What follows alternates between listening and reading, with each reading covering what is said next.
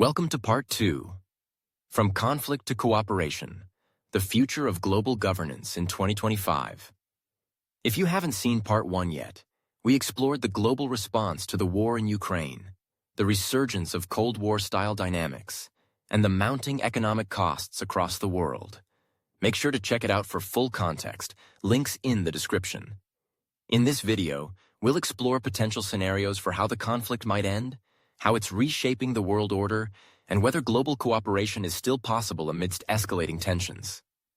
Let's jump right back in. So how might this play out over the next 3 years? There are essentially 4 scenarios worth considering.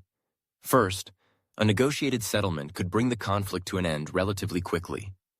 Under such a scenario, Russia would be able to save face and withdraw its troops, while the West would claim victory by showing that Russia failed to achieve its initial goals. However, this outcome is highly unlikely right now, as both sides remain deeply entrenched. Second, the war ends only when one side wins, a scenario that would involve prolonged, bloody conflict. It's unlikely because neither side has the resources for a drawn-out war. Russia struggles under sanctions, while Ukraine's defense relies heavily on continued Western support, which may weaken over time. Third, the fighting continues at a low intensity for a long time, a forever war scenario. But this too is unlikely, since both sides seem committed to decisive victory rather than containment.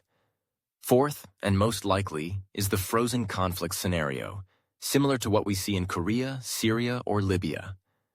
Active fighting halts, but no side gets what it wants. This would cement the status quo, making it the new normal. What does this mean for the world? Does this mean Russia will remain isolated on the global stage? Not necessarily.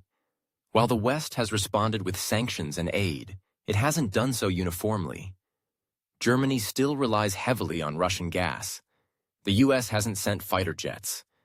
Even though there's unity on the surface, public sentiment is more cautious.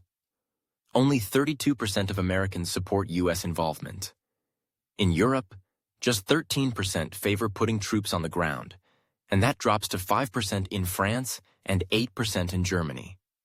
If the war drags on and economic pain deepens, cracks may form in Western unity.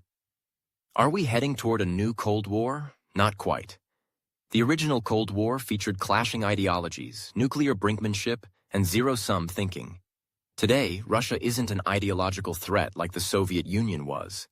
Russia might resent nearby democracies, but it can't stop their growth. And even though the US and Russia disagree, they both benefit from a rules-based international order. Take Poland. It thrives inside the EU. Outside it, it would be vulnerable. Russia also benefits from global stability. It just wants more influence within that system. So this isn't about total victory, it's about positioning. The global ripple effect. Let's not forget the rest of the world. The war's ripple effects have reached every continent. Food prices are up, especially in low-income nations. Russia's fertilizer exports are down, worsening the problem. Energy costs are soaring, up 50% in Latin America, 70% in parts of Africa, and 40% in Asia. Currency values in emerging markets are plummeting against the dollar, fueling inflation. In short, global inflation and economic instability are becoming a shared burden. Even developed nations aren't spared. The UK has the highest inflation in the G7. Japan faces an energy crunch. And in the US, inflation is still near 40-year highs, with recession on the horizon. What comes next? There are 3 major paths the world could take. Continue isolating Russia, risking long-term division and a world of permanent losers. Split into geopolitical camps, the US and allies versus China and Russia, increasing chances of open conflict. Seek cooperation, where major powers, US, China, Russia, EU, come together to address war and economic crises. Risky, but potentially game-changing. Our prediction? The world will attempt a balancing act, messy, imperfect cooperation. Each side has its own interests, but if they can find overlap, global governance might actually become stronger, even in times of crisis. So there you have it, the possible futures of global governance in 2025. If you enjoyed this video, Please give it a thumbs up, subscribe, and turn on notifications so you won't miss the next episode in our special series, where we'll explore topics like artificial intelligence, climate change, and pandemic preparedness. And hey, share this with a friend who's curious about the world. Thanks for watching, and we'll see you next time.